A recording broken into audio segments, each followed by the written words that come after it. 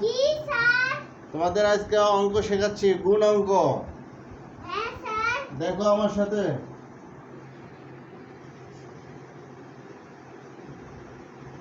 24 গুণ 8।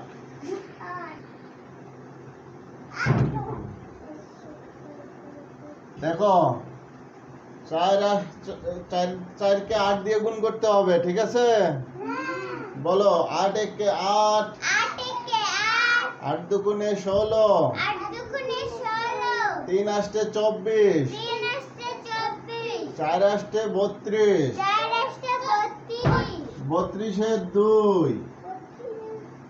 হাতে কত থাকে? 3। 8 একে 8, 8 দুগুণে 16,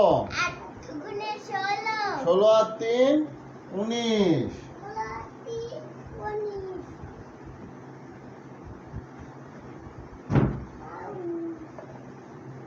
ঠিক আছে।